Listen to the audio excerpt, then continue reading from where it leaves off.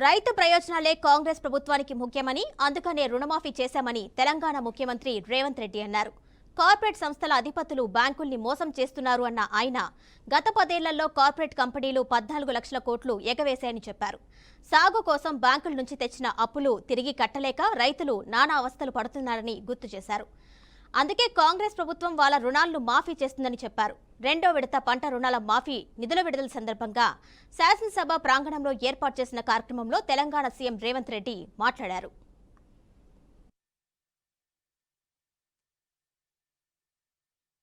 మే 6, 2022 నాడు Warangal arts college మైదానంలో మా నాయకుడు రాహుల్ గాంధీ గారి సమక్షంలో వరంగల్ రైతు డిక్లరేషన్ పేరు మీద ఏ రైతు కుటుంబంలో విషాదం ఉండకూడదు, వ్యవసాయం చేసే ప్రతి రైతు ఆనందంలో ఉండాలి, ఆర్థిక సంక్షోభంలో కూరుకుపోకూడదు, వాళ్ళను ఆదుకోవాలన్న లక్ష్యంతో 2 లక్షల రూపాయల రైతు రుణమాఫీ చేస్తామని ఆనాడు ఓరుగల్లు గడ్డ మీద నుంచే లక్షలాది తెలంగాణ రైతాంగానికి మాట ఇవ్వడం జరిగింది.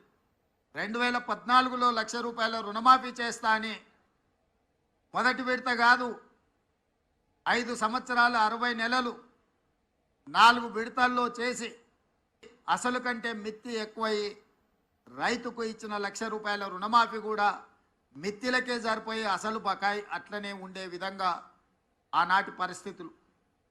ఆనాడు ధనిక రాష్ట్రానికి నిధుల కొరత లేకపోయినా ఆ రోజు రైతులకు న్యాయం జరగలేదు.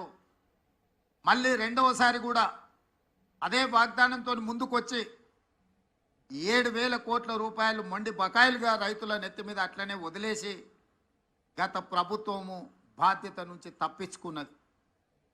మంత్రివర్గ సమావేశంలో 31,000 కోట్ల రూపాయల రుణమాఫీ చేసి తీర్థమన్నప్పుడు అప్పుల్లో కూరుకుపోయిన తెలంగాణ రాష్ట్రం, ఆర్థిక సంక్షోభాన్ని ఎదుర్కొంటున్న తెలంగాణ రాష్ట్రం ఏ విధంగా ఈ రైతులకు రుణమాఫీ చేస్తారని చెప్పి చాలామంది మాట్లాడడం జరిగింది, కొంతమంది శాపనార్థాలు పెట్టడం జరిగింది.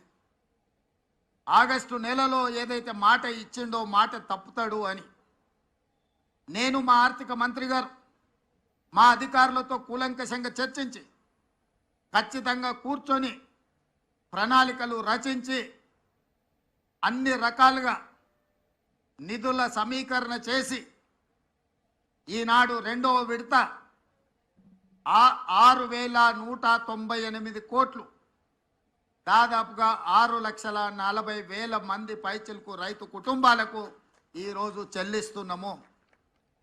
మొదటి విడతలో 6,098 కోట్లు, దాదాపుగా 11.5 లక్షల రైతు కుటుంబాలకు లాభం జరిగితే ఈరోజు దాదాపుగా 6,198 కోట్లు, 6.5 లక్షల రైతు కుటుంబాలకు మేలు జరుగుతుంది రెండవ విడతల అని చెప్పి నేను గర్వంగా ఈ వేదిక మీద నుంచి తెలంగాణ రైతాంగానికి విజ్ఞప్తి చేస్తున్నా.